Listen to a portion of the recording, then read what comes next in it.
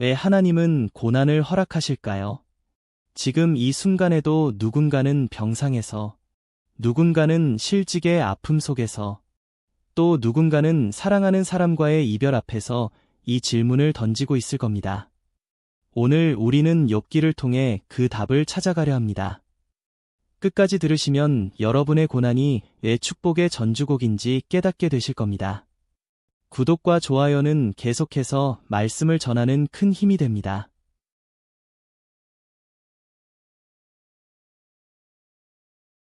여러분, 욥을 아시나요? 동방의 의인이라 불렸던 그 사람 말입니다. 하루아침에 모든 것을 잃었습니다. 자녀 10명이 한순간에 세상을 떠났고 수천 마리의 가축들이 사라졌으며 종들마저 죽임을 당했습니다. 그리고 그의 몸은 발바닥부터 정수리까지 악창으로 뒤덮였죠. 아내는 그에게 차라리 하나님을 저주하고 죽으라고 했습니다. 가장 가까운 사람의 입에서 나온 가장 잔인한 말이었습니다. 저는 30년 목회를 하면서 수많은 욥을 만났습니다. 한 집사님은 사업 실패로 전 재산을 잃고 나서 저를 찾아오셨습니다. 그분의 눈에는 절망이 가득했죠. 목사님, 제가 뭘 잘못했습니까? 왜 하나님은 저에게 이런 시련을 주십니까? 그때 저는 욥기 1장 21절을 펼쳤습니다. 주신 이도 여호와시오, 거두신 이도 여호와시오니 여호와의 이름이 찬송을 받으실지니이다. 그런데 여러분, 욥의 고난이 정말 그의 죄 때문이었을까요? 아닙니다. 오히려 그 반대였습니다. 하나님은 욥을 가리켜 온전하고 정직하여 하나님을 경외하며 악에서 떠난 자라고 하셨습니다.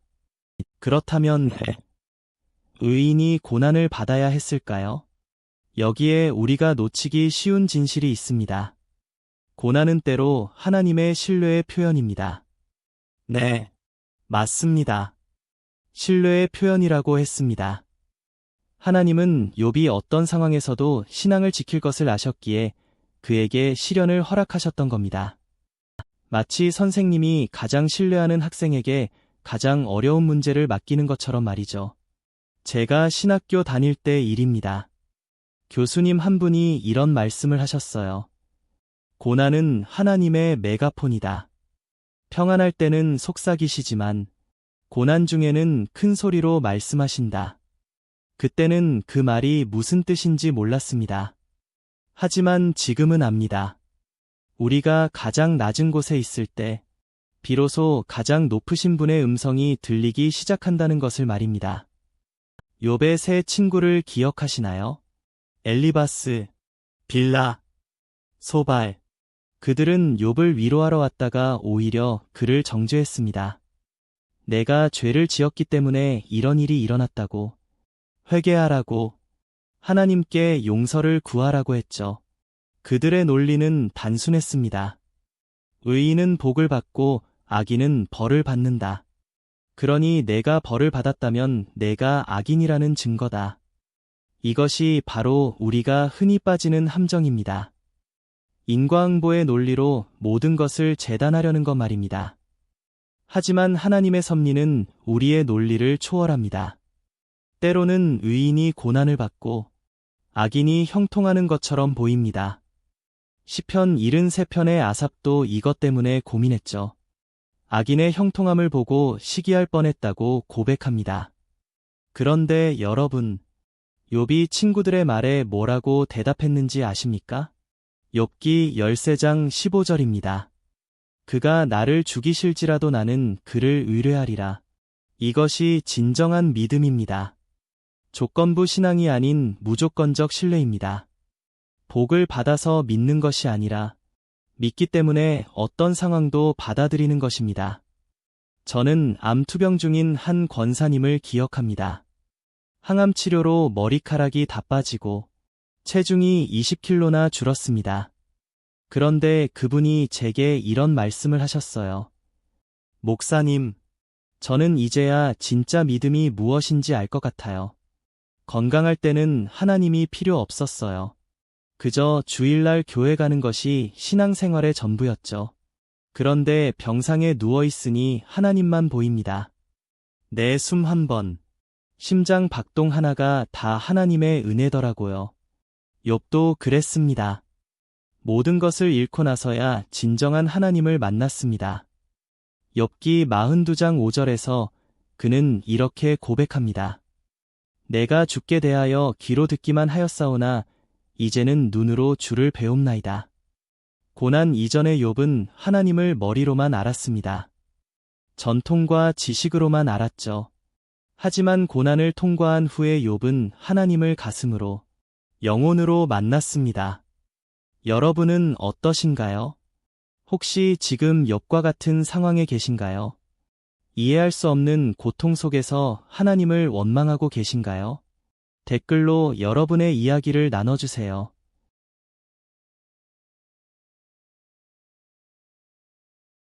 우리가 함께 기도하겠습니다. 제가 아는 한 장로님이 계셨습니다. 50대 초반에 간암 판정을 받으셨죠. 의사는 6개월을 넘기기 어렵다고 했습니다. 그분은 병원에서 나오는 길에 교회로 곧장 가셨습니다. 예배당에 홀로 앉아 3시간을 우셨다고 합니다. 그리고 이렇게 기도하셨대요. 하나님, 왜 저입니까? 아직 할 일이 많은데, 아직 자녀들이 어린데, 왜 저입니까?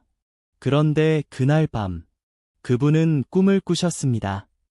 예수님이 십자가를 지고 골고다 언덕을 오르시는 꿈이었죠. 피와 땀으로 범벅이 된 예수님의 얼굴을 보는 순간, 그분은 깨달았다고 합니다. 아, 하나님도 고난을 아신다. 독생자를 십자가에 내어주신 그 아픔을 아신다. 그렇다면 내 고통도 이해하실 것이다. 그 후로 그 장로님은 변했습니다. 남은 시간을 원망으로 채우는 대신 감사로 채우기 시작했습니다. 매일 아침 일출을 보며 감사했고, 가족과 함께하는 저녁 식사에 감사했으며, 주일 예배에 참석할 수 있음에 감사했습니다. 그리고 기적이 일어났습니다. 6개월이 지나도, 1년이 지나도 그분은 살아계셨습니다. 의사들도 설명할 수 없다고 했죠. 물론 모든 사람이 이런 기적을 경험하는 것은 아닙니다. 어떤 이는 끝까지 병상에서 고통받다가 하나님 품으로 갑니다. 그렇다면 하나님은 불공평하신 걸까요? 아닙니다. 각 사람에게는 각자의 때가 있고 각자의 사명이 있습니다. 어떤 이는 살아서 증거하고 어떤 이는 죽음으로 증거합니다. 욥의 이야기로 다시 돌아가 봅시다. 욥기 38장부터 하나님이 직접 나타나셔서 욥에게 말씀하십니다. 그런데 하나님은 욥의 질문에 직접적으로 대답하지 않으십니다. 왜 제가 고난받아야 합니까? 라는 욥의 절규에 하나님은 오히려 질문으로 답하십니다. 내가 땅에 기초를 놓을 때에 내가 어디 있었느냐? 바다가 태에서 나올 때에 문으로 그것을 가둔 자가 누구냐? 내가 빛이 있는 곳으로 가는 길을 아느냐? 이상하지 않습니까? 욥은 고난의 이유를 묻는데 하나님은 창조의 신비를 말씀하십니다. 욥은 현재의 아픔을 호소하는데 하나님은 영원의 관점을 보여주십니다. 이것이 바로 하나님의 답입니다. 너희의 생각은 내 생각과 다르고 너희의 길은 내 길과 다르다. 하늘이 땅보다 높음같이 내 길은 너희 길보다 높고 내 생각은 너희 생각보다 높다. 우리는 점을 보지만 하나님은 선을 보십니다. 우리는 순간을 살지만 하나님은 영원을 계획하십니다. 욥의 고난이 욥만을 위한 것이었을까요? 아닙니다. 수천 년이 지난 지금도 우리는 욥을 통해 위로받고 있습니다. 한 사람의 고난이 수많은 사람의 소망이 되었습니다. 저는 종종 이런 생각을 합니다. 만약 우리가 모든 것을 다 알 수 있다면, 모든 미래를 다 볼 수 있다면, 과연 그것이 축복일까요? 한 어머니가 계셨습니다. 아들이 교통사고로 하반신이 마비되었죠. 처음에는 하나님을 원망했습니다. 하지만 시간이 지나면서 깨달았다고 합니다. 사고가 없었다면 아들과 이렇게 많은 시간을 함께 보낼 수 없었을 거라고. 서로의 소중함을 이렇게 깊이 느낄 수 없었을 거라고. 그 아들은 휠체어를 타고 대학에 갔고, 지금은 장애인 인권 변호사가 되었습니다. 그리고 이렇게 말합니다. 제 다리는 멈췄지만, 제 꿈은 더 크게 날아올랐습니다. 걸을 수 없게 되었을 때, 비로소 진짜 걸어야 할 길이 보였습니다. 욥도 그랬습니다. 모든 것을 잃었을 때, 진짜 중요한 것이 무엇인지 알게 되었습니다. 재산도, 명예도, 심지어 건강도 아니었습니다. 오직 하나님과의 관계, 그것만이 영원한 것이었습니다. 그래서 욥은 고백할 수 있었던 겁니다. 나의 구속자가 살아계시니 마침내 그가 땅 위에 서실 것이라. 여러분, 우리 주변을 한번 둘러보십시오.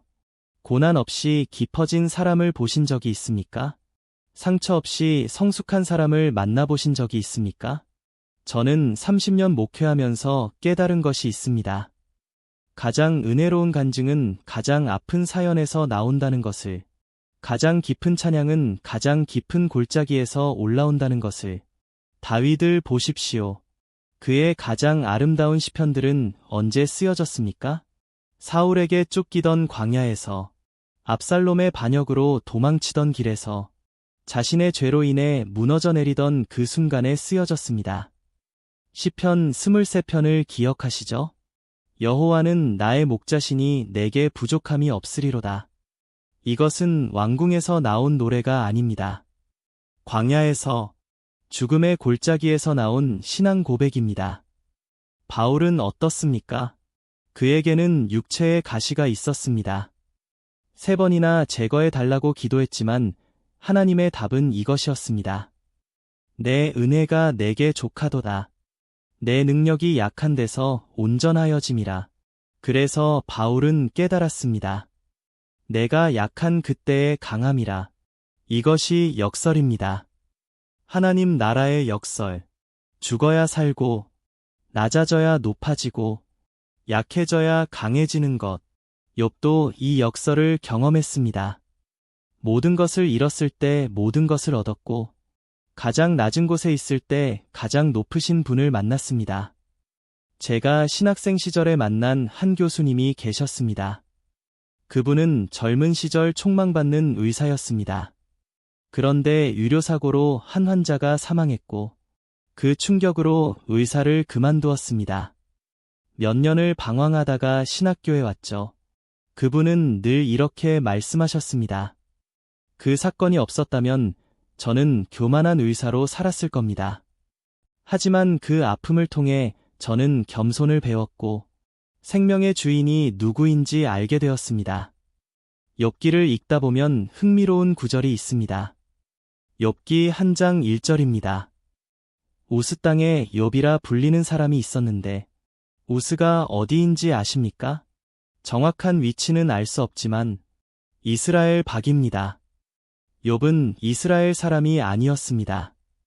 그런데도 하나님은 그를 의인이라 부르셨습니다. 이것이 무엇을 의미할까요? 하나님의 은혜는 경계가 없다는 것입니다. 인종도, 국경도, 신분도 뛰어넘는다는 것입니다. 여러분, 혹시 나는 자격이 없다고 생각하십니까? 나는 너무 많은 죄를 지었다고, 너무 오래 방황했다고, 이제는 늦었다고 생각하십니까? 욥을 보십시오. 그는 선민이 아니었습니다.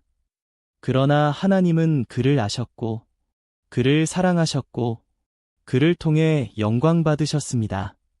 고난의 의미를 다시 한번 생각해 봅시다. 씨앗이 땅에 떨어져 죽지 않으면 열매를 맺을 수 없습니다. 포도나무가 가지치기를 당하지 않으면 더 많은 열매를 맺을 수 없습니다. 금이 불에 연단되지 않으면 순금이 될 수 없습니다. 이것이 자연의 법칙이고 영적 법칙입니다. 한 청년이 있었습니다. 대기업에 다니다가 구조조정으로 해고되었죠. 그 후 2년 동안 백수로 지냈습니다. 면접에서 계속 떨어졌고 자존감은 바닥을 쳤습니다. 그러던 어느 날 교회 새벽 기도에 나갔다가 욥기 말씀을 들었습니다. 그리고 깨달았다고 합니다. 지금까지는 내 능력으로, 내 스펙으로 살려고 했구나. 하나님은 나를 비우시려고 이 시간을 주신 거구나. 그 후로 그는 변했습니다. 대기업이 아닌 작은 사회적 기업에 들어갔고, 적은 월급이지만 보람 있는 일을 하고 있습니다. 그리고 이렇게 말합니다. 실직은 제 인생 최고의 선물이었습니다. 그때 제가 무너지지 않았다면 지금도 저는 돈과 명예를 쫓으며 살았을 겁니다. 욥의 회복을 보십시오. 욥기 42장 10절입니다. 욥이 그의 친구들을 위하여 기도할 때 여호와께서 욥의 곤경을 돌이키시고 여호와께서 욥에게 이전 모든 소유보다 갑절이나 주신지라. 주목하셔야 할 것이 있습니다. 욥의 회복은 그가 친구들을 위해 기도할 때 시작되었다는 것입니다. 자신을 정죄했던 그 친구들을 용서하고 그들을 위해 기도할 때 하나님의 회복이 임했습니다. 용서. 이것이 회복의 열쇠입니다. 상처받은 사람이 상처 준 사람을 용서할 때 진정한 치유가 일어납니다. 이것이 쉽습니까? 아닙니다. 인간의 힘으로는 불가능합니다. 하지만 하나님의 은혜 안에서는 가능합니다. 십자가에서 우리를 용서하신 그분의 사랑을 경험할 때 우리도 용서할 수 있습니다. 제가 아는 한 여집사님이 계셨습니다. 남편의 외도로 이혼했죠. 10년을 미워하며 살았습니다. 그런데 어느 날 말씀을 묵상하다가 마태복음 6장 14절을 만났습니다. 너희가 사람의 잘못을 용서하면 너희 하늘 아버지께서도 너희 잘못을 용서하시려니와. 그 순간 깨달았다고 합니다. 내가 용서하지 않으면 나도 용서받을 수 없구나. 그날부터 그분은 기도하기 시작했습니다. 처음에는 억지로, 그 다음에는 눈물로, 마침내는 진심으로, 그리고 기적이 일어났습니다. 미움이 사라지고 평안이 찾아왔습니다. 10년 만에 처음으로 편안하게 잠들 수 있었다고 합니다. 용서는 상대를 위한 것이 아니라 나를 위한 것이었습니다. 욥도 그랬습니다. 친구들을 용서하고 그들을 위해 기도했을 때 그의 고난이 끝났습니다. 그리고 하나님은 욥에게 갑절의 축복을 주셨습니다. 재산도 갑절, 수명도 갑절. 하지만 자녀는 갑절이 아니라 이전과 같은 수인 10명을 주셨습니다. 왜일까요? 먼저 간 10명의 자녀가 하늘나라에 있기 때문입니다. 지상의 10명과 천상의 10명, 합쳐서 20명입니다. 하나님의 계산법은 우리와 다릅니다. 여러분, 우리도 욥처럼 회복될 수 있습니다. 아니, 이미 회복은 시작되었습니다. 여러분이 이 말씀을 듣고 있다는 것 자체가 회복의 증거입니다. 완전히 무너진 사람은 말씀을 들을 마음조차 없습니다. 하지만 여러분은 지금 말씀을 듣고 계십니다. 이것이 소망입니다. 고난 중에 있는 모든 분들에게 말씀드립니다. 조금만 더 견디십시오. 새벽이 가장 어두운 법입니다. 겨울이 가장 추울 때 봄이 가까이 온 것입니다. 욥도 끝까지 견뎠기에 하나님의 영광을 볼 수 있었습니다. 히브리서 10장 36절은 이렇게 말합니다. 너희에게 인내가 필요함은 너희가 하나님의 뜻을 행한 후에 약속하신 것을 받기 위함이라. 인내. 이것이 신앙의 근육입니다. 한 번에 만들어지지 않습니다. 매일매일의 훈련이 필요합니다. 욥도 하루아침에 믿음의 사람이 된 것이 아닙니다. 평소에 쌓아온 신앙이 있었기에 폭풍 속에서도 무너지지 않았던 것입니다. 저는 새벽 기도를 40년째 하고 있습니다. 처음에는 힘들었습니다. 겨울 새벽의 추위, 졸음과의 싸움, 때로는 아무 응답이 없는 것 같은 막막함. 하지만 지금은 압니다. 그 모든 새벽이 저를 단련시켰다는 것을, 작은 일상의 훈련이 큰 시련을 이기는 힘이 된다는 것을. 욥기 23장 10절에 욥은 이렇게 고백합니다. 그러나 내가 가는 길을 그가 아시나니 그가 나를 단련하신 후에는 내가 순금같이 되어 나오리라. 욥은 자신의 고난이 단련의 과정임을 알았습니다. 불순물을 제거하고 순금이 되는 과정임을 믿었습니다. 여러분도 지금 단련의 과정에 있을 수 있습니다. 직장에서의 스트레스, 가정의 불화, 경제적 어려움, 건강의 문제, 이 모든 것이 여러분을 순금으로 만드는 과정입니다. 물론 그 과정은 고통스럽습니다.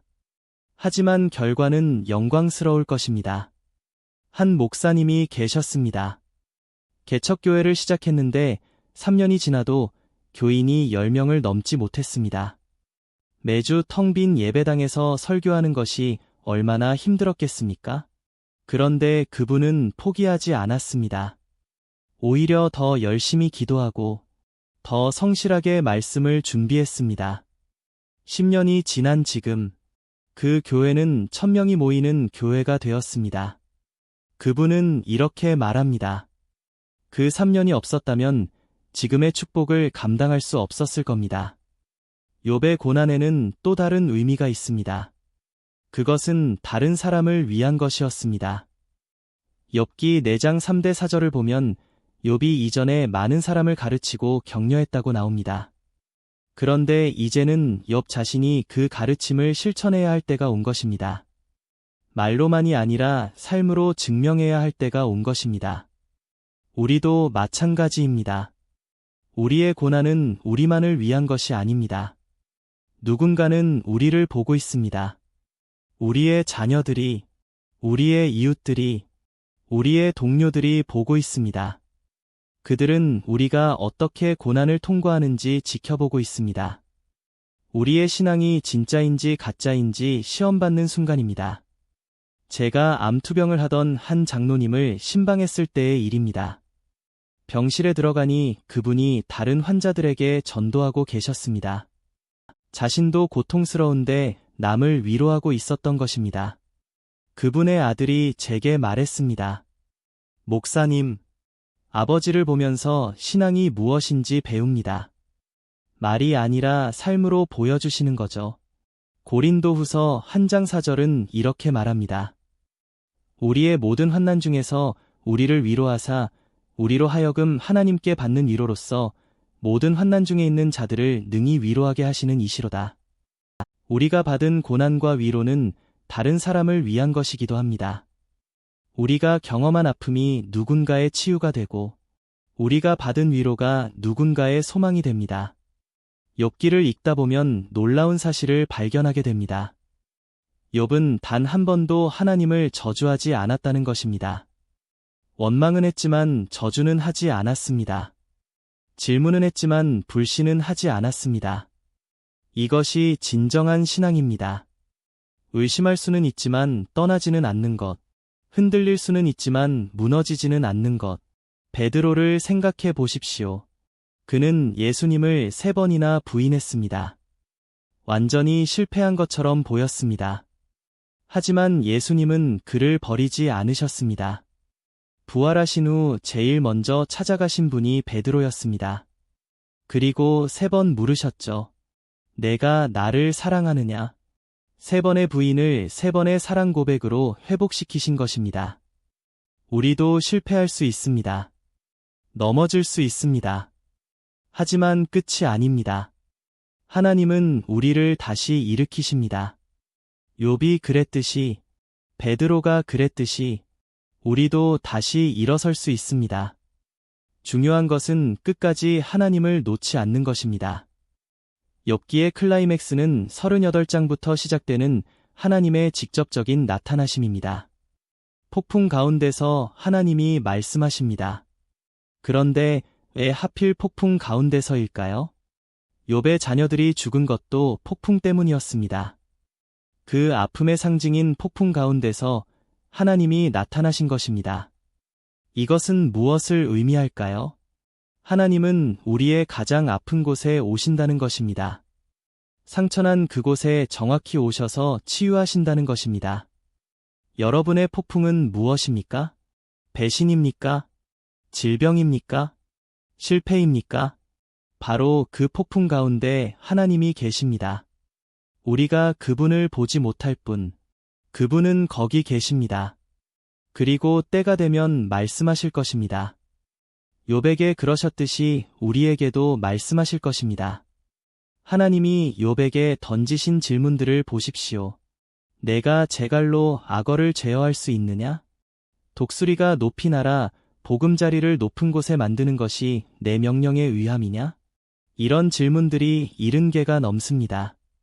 하나님은 왜 이런 질문을 하셨을까요? 욥에게 그리고 우리에게 깨닫게 하시려는 것입니다. 인간의 한계를, 그리고 하나님의 무한하심을, 우리는 너무 쉽게 하나님을 판단합니다. 왜 이런 일이 일어나도록 놔두십니까? 왜 악인이 형통합니까? 의인이 고난받습니까? 하지만 우리가 아는 것이 얼마나 될까요? 우리는 내일 일도 모르는 존재입니다. 하물며 영혼을 어떻게 이해할 수 있겠습니까? 한 아이가 있었습니다. 5살 때 소아암 진단을 받았죠. 부모는 절망했습니다.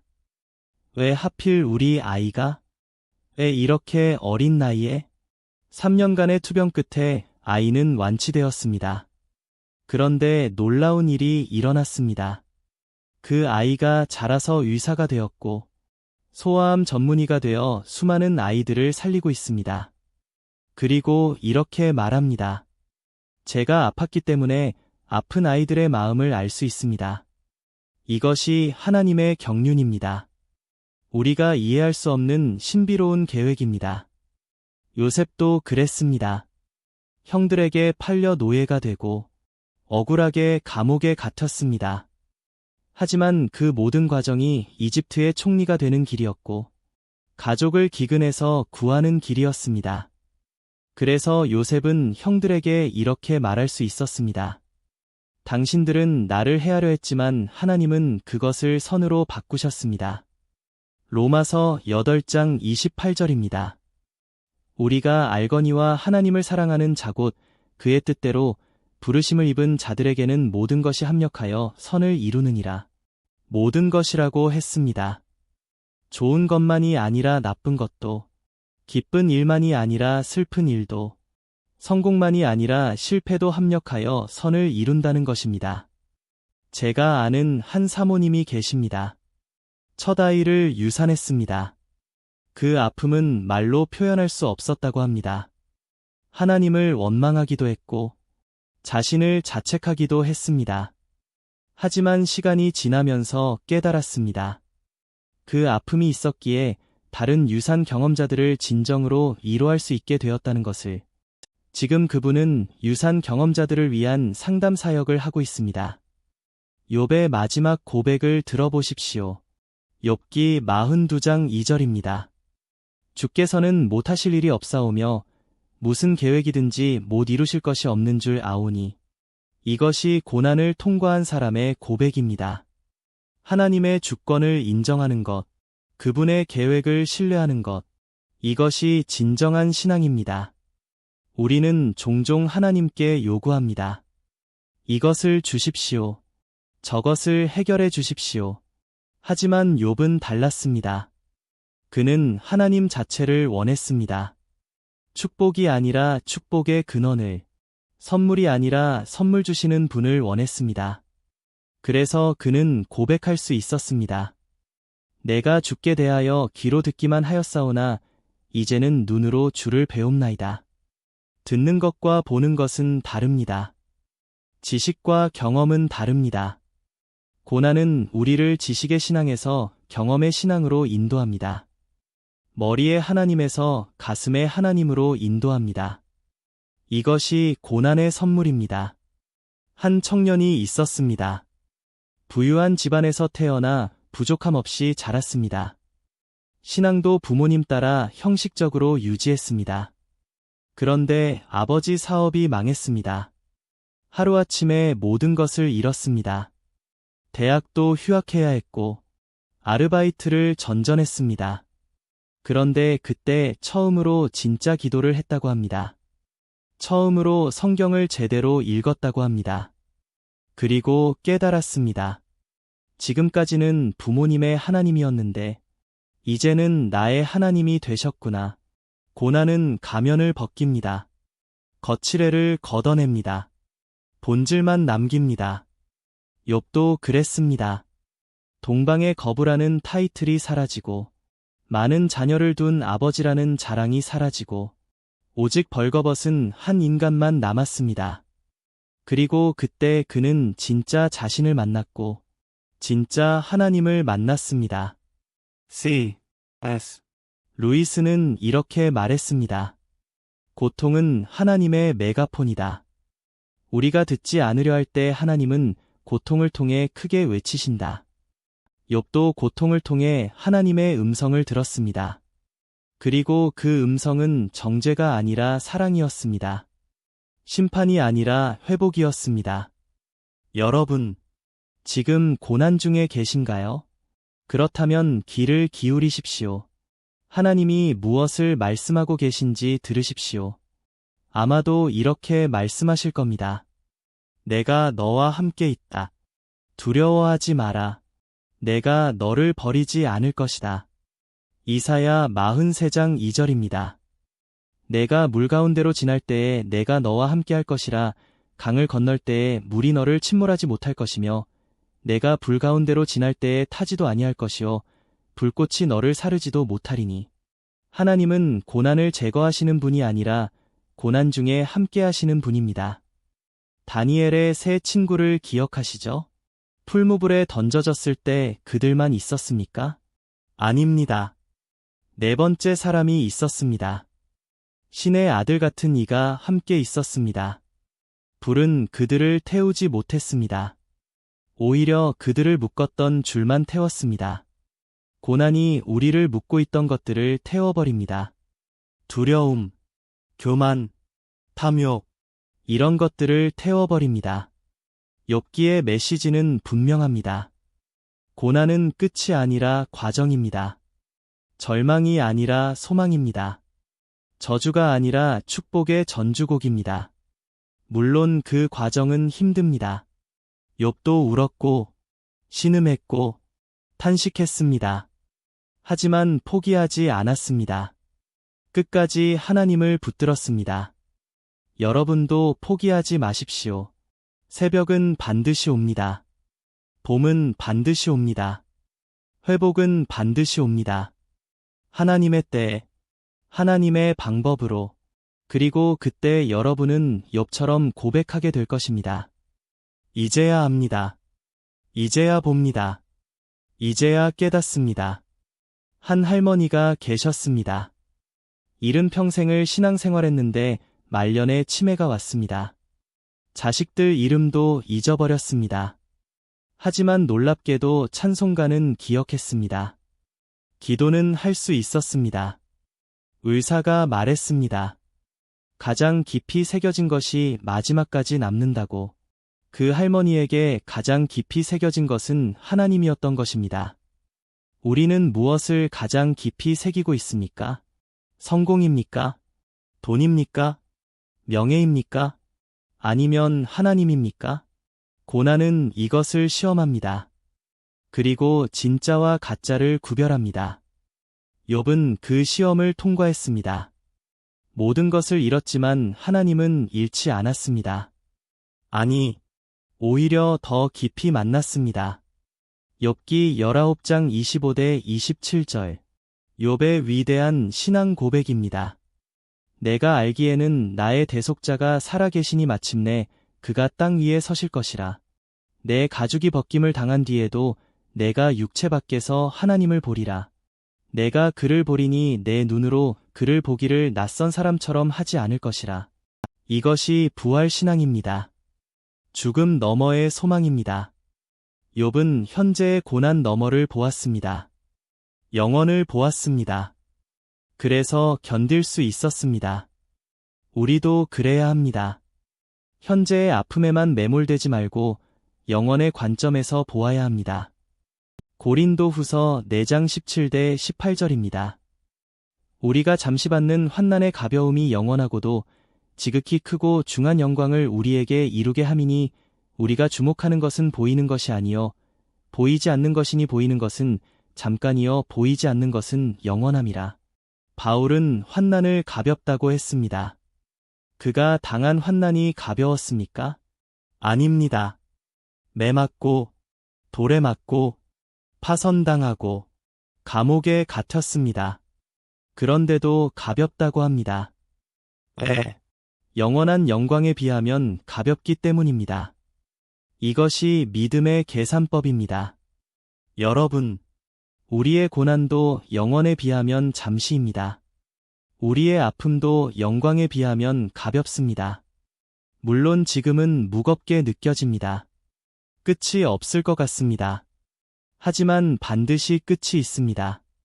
그리고 그 끝에는 영광이 기다리고 있습니다. 제가 병원 신방을 갔을 때의 일입니다. 한 환자분이 저에게 물었습니다. 목사님, 천국은 정말 있습니까? 저는 대답했습니다. 네, 있습니다.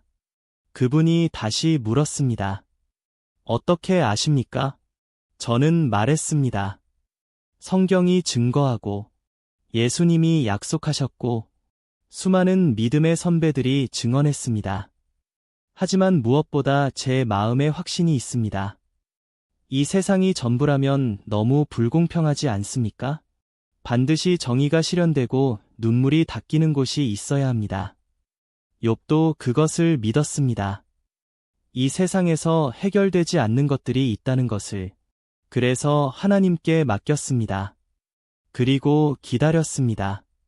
그 기다림 끝에 회복이 왔습니다. 욥기 42장 12절입니다. 여호와께서 욥의 말년에 처음보다 더 복을 주시니 말년에 더 복을 받았다. 이것이 하나님의 스타일입니다. 끝이 시작보다 낫게 하시는 분입니다. 포도주도 나중 것이 더 좋게 하시는 분입니다. 우리의 인생도 그렇습니다. 지금은 힘들어도 끝은 아름다울 것입니다. 지금은 울어도 나중에는 웃을 것입니다. 시편 126편 5대 6절입니다. 눈물을 흘리며 씨를 뿌리는 자는 기쁨으로 거두리로다. 울며 씨를 뿌리러 나가는 자는 반드시 기쁨으로 그 곡식단을 가지고 돌아오리로다. 반드시라고 했습니다. 하나님의 약속에는 혹시가 없습니다. 반드시입니다. 한 농부가 있었습니다. 가뭄으로 3년 연속 농사를 망쳤습니다. 빚만 늘어났습니다. 그래도 포기하지 않고 네 번째 해에도 씨를 뿌렸습니다. 사람들은 미쳤다고 했습니다. 또 망할 텐데 왜 씨를 낭비하냐고 했습니다. 하지만 그 해에 풍년이 들었습니다. 3년의 손실을 다 만회하고도 남을 만큼 수확했습니다. 농부는 말했습니다. 포기했다면 이 수확도 없었을 겁니다. 욥도 포기하지 않았기에 회복을 경험했습니다. 그리고 그 회복은 단순한 복구가 아니었습니다. 더 나은 것으로의 전진이었습니다. 욥은 이전보다 하나님을 더 깊이 알게 되었고, 이전보다 더 겸손해졌고, 이전보다 더 지혜로워졌습니다. 고난의 유익이 여기 있습니다. 우리를 성장시킨다는 것입니다. 근육이 자라려면 손상되어야 하듯이 영혼이 자라려면 아픔이 필요합니다. 욥은 그 아픔을 통해 거인이 되었습니다. 믿음의 거인, 인내의 거인, 소망의 거인이 되었습니다. 여러분도 지금 자라고 있습니다. 고난이라는 토양에서 믿음이 자라고 있습니다.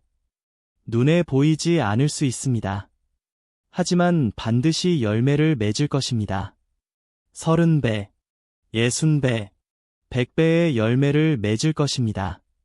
제가 마지막으로 전하고 싶은 것이 있습니다. 욥기 42장 16절입니다. 그 후에 욥이 140년을 살며 아들과 손자 4대를 보았고 욥은 회복 후에 140년을 더 살았습니다. 이전의 고난이 아무리 길었어도 그것보다 훨씬 긴 축복의 시간을 살았습니다. 이것이 하나님의 수확입니다.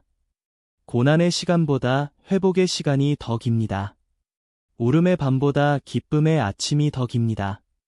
십자가의 금요일은 사흘이지만 부활의 생명은 영원합니다. 여러분, 조금만 더 견디십시오. 여러분의 140년이 기다리고 있습니다. 여러분의 갑절의 축복이 준비되어 있습니다. 여러분의 부활이 예정되어 있습니다. 포기하지 마십시오. 하나님은 결코 늦지 않으십니다. 한 어머니의 간증을 나누고 싶습니다. 아들이 마약에 빠졌습니다. 10년을 방황했습니다. 재활원을 들락거렸고 가족은 지쳤습니다. 하지만 어머니는 포기하지 않았습니다. 매일 새벽 기도로 아들을 위해 울며 기도했습니다. 그리고 기적이 일어났습니다. 아들이 돌아왔습니다. 지금은 목사가 되어 중독자들을 돕고 있습니다. 어머니는 말합니다. 그 10년이 지옥 같았지만 지금의 기쁨을 위해 필요한 시간이었습니다. 욥의 고난도 필요한 시간이었습니다. 그를 연단하고 정결케 하고 더 큰 그릇으로 만드는 시간이었습니다. 우리의 고난도 그렇습니다. 쓸데없는 시간이 아닙니다. 하나님이 우리를 빚으시는 시간입니다. 예레미야 18장에 토기장이 비유가 나옵니다. 토기장이가 그릇을 만들다가 마음에 들지 않으면 다시 뭉개서 새로 만듭니다. 고난은 하나님이 우리를 다시 빚으시는 과정일 수 있습니다. 더 아름답고 더 쓸모있는 그릇으로 만드시는 과정입니다. 저는 목회하면서 수많은 간증을 들었습니다. 그런데 놀라운 것은 가장 은혜로운 간증은 항상 고난을 통과한 간증이라는 것입니다.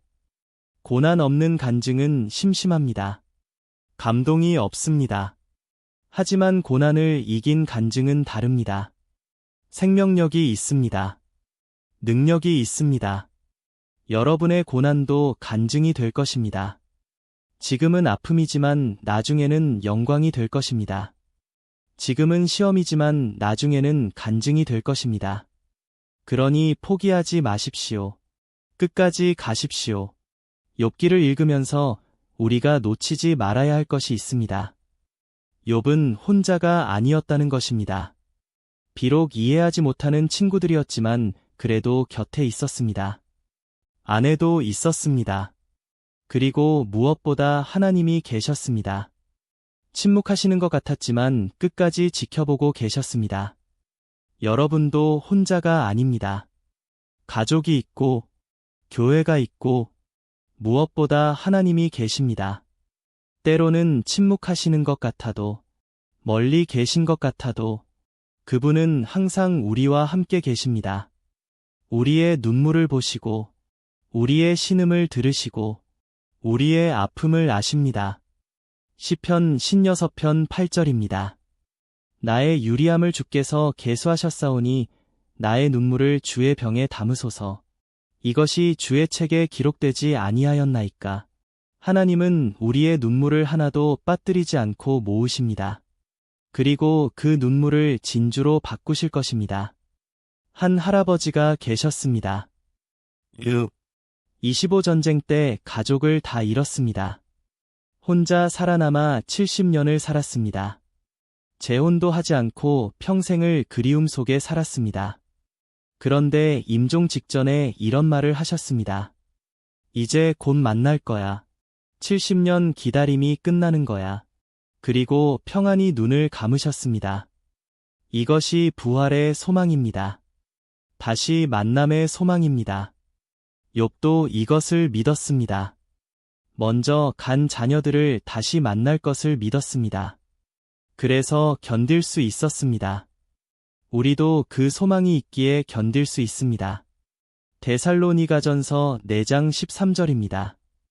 형제들아 자는 자들에 관하여는 너희가 알지 못함을 우리가 원하지 아니하노니 이는 소망 없는 다른 이와 같이 슬퍼하지 않게 하려 함이라. 우리에게는 소망이 있습니다. 부활의 소망, 영생의 소망, 재회의 소망이 있습니다. 욥기의 결론은 무엇입니까? 하나님은 선하시다는 것입니다. 우리가 이해하지 못해도, 우리가 납득하지 못해도 하나님은 선하십니다. 그분의 계획은 언제나 최선입니다. 우리를 향한 그분의 생각은 재앙이 아니라 평안이요 미래와 희망입니다. 저는 오늘 여러분에게 욥의 이야기를 전했습니다. 하지만 더 중요한 이야기가 있습니다. 예수님의 이야기입니다. 욥은 자신의 고난을 통해 하나님을 증거했지만 예수님은 우리의 고난을 대신 지셨습니다. 욥은 회복되었지만 예수님은 우리를 회복시키셨습니다. 이사야 신세장 4대 5절입니다. 그는 실로 우리의 질고를 지고 우리의 슬픔을 당하였거늘 우리는 생각하기를 그는 징벌을 받아 하나님께 맞으며 고난을 당한다 하였노라. 그가 찔림은 우리의 허물 때문이요 그가 상함은 우리의 죄악 때문이라. 그가 징계를 받음으로 우리는 평화를 누리고 그가 채찍에 맞음으로 우리는 나음을 받았도다. 예수님의 고난이 우리의 치유가 되었습니다. 그분의 상처가 우리의 회복이 되었습니다. 그래서 우리는 어떤 고난 속에서도 소망을 가질 수 있습니다. 우리의 고난을 아시는 분이 계시기 때문입니다. 우리를 위해 고난받으신 분이 계시기 때문입니다. 히브리서 4장 15절입니다. 우리에게 있는 대제사장은 우리의 연약함을 동정하지 못하실 이가 아니요 모든 일에 우리와 똑같이 시험을 받으신 이로되 죄는 없으시니라. 예수님은 우리의 아픔을 아십니다. 배신의 아픔, 버림받음의 아픔, 죽음의 아픔을 다 경험하셨습니다. 그래서 우리는 담대히 나아갈 수 있습니다. 은혜의 보좌 앞에 담대히 나아갈 수 있습니다. 우리의 모든 짐을 그분께 맡길 수 있습니다. 베드로전서 5장 7절입니다. 너희 염려를 다 주께 맡기라 이는 그가 너희를 돌보심이라. 여러분, 욥의 고난은 끝났습니다. 그리고 갑절의 축복을 받았습니다. 여러분의 고난도 끝날 것입니다. 그리고 갑절의 축복을 받을 것입니다. 아니, 이미 받았습니다. 예수 그리스도 안에서 우리는 이미 모든 신령한 복을 받았습니다. 에베소서 1장 3절입니다. 찬송하리로다 하나님 곧 우리 주 예수 그리스도의 아버지께서 그리스도 안에서 하늘에 속한 모든 신령한 복을 우리에게 주시되 이미 주셨다고 했습니다. 우리는 그것을 누리기만 하면 됩니다. 믿음으로 받기만 하면 됩니다. 마지막으로 이 말씀을 드립니다. 고난은 축복의 전주곡입니다. 시험은 승리의 전조입니다. 십자가는 부활의 전제입니다. 그러니 포기하지 마십시오. 끝까지 가십시오. 욥처럼, 믿음의 선배들처럼 끝까지 가십시오. 요한계시록 2장 10절입니다. 내가 죽도록 충성하라 그리하면 내가 생명의 관을 내게 주리라. 죽도록 충성하라. 끝까지 믿음을 지키라. 그러면 생명의 관을 받을 것입니다. 이것이 약속입니다. 변하지 않는 약속입니다. 여러분, 우리의 이야기는 여기서 끝이 아닙니다. 더 큰 이야기가 기다리고 있습니다. 영원한 이야기가 준비되어 있습니다. 그 이야기 속에서 우리의 모든 눈물이 닦일 것이고, 모든 아픔이 치유될 것이고, 모든 상실이 회복될 것입니다. 요한계시록 21장 4절입니다. 모든 눈물을 그 눈에서 닦아주시니 다시는 사망이 없고 애통하는 것이나 곡하는 것이나 아픈 것이 다시 있지 아니하리니 처음 것들이 다 지나갔음이러라. 이것이 우리의 미래입니다. 확실한 미래입니다. 그때까지 우리는 욥처럼 살아야 합니다. 고난 중에도 믿음을 지키고 시험 중에도 하나님을 붙들고 어둠 속에서도 빛을 바라보며 살아야 합니다. 그것이 우리의 사명입니다. 우리의 특권입니다. 사랑하는 여러분, 욥기는 우리에게 묻습니다. 당신은 조건 없이 하나님을 사랑하는가? 복을 받아서가 아니라 하나님이시기 때문에 사랑하는가? 이것이 진정한 신앙의 시험입니다. 그리고 이 시험을 통과할 때 우리는 진정한 하나님의 사람이 됩니다. 오늘 이 말씀이 여러분에게 위로가 되기를 바랍니다. 힘이 되기를 바랍니다. 소망이 되기를 바랍니다. 그리고 기억하십시오. 하나님은 여러분을 사랑하십니다. 여러분의 고난 속에서도, 아니 고난 속에서 더욱 사랑하십니다. 로마서 8장 38대 39절로 마치겠습니다. 내가 확신하노니 사망이나 생명이나 천사들이나 권세자들이나 현재 일이나 장래 일이나 능력이나 높음이나 깊음이나 다른 어떤 피조물이라도 우리를 우리 주 그리스도 예수 안에 있는 하나님의 사랑에서 끊을 수 없으리라. 그 무엇도 우리를 하나님의 사랑에서 끊을 수 없습니다. 고난도, 시험도, 죽음도 끊을 수 없습니다. 이것이 우리의 확신입니다. 이것이 우리의 소망입니다. 이것이 우리가 끝까지 갈 수 있는 이유입니다. 여러분, 하나님의 때를 기다리십시오. 하나님의 방법을 신뢰하십시오. 그리고 끝까지 믿음을 지키십시오. 욥의 하나님이 여러분의 하나님이십니다. 욥을 회복시키신 그분이 여러분도 회복시키실 것입니다. 아멘. 더보기란과 고정 댓글도 꼭 확인해 주세요.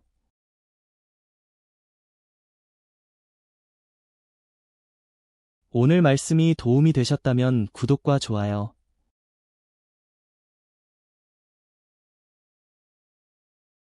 그리고 댓글로 은혜를 나눠주세요.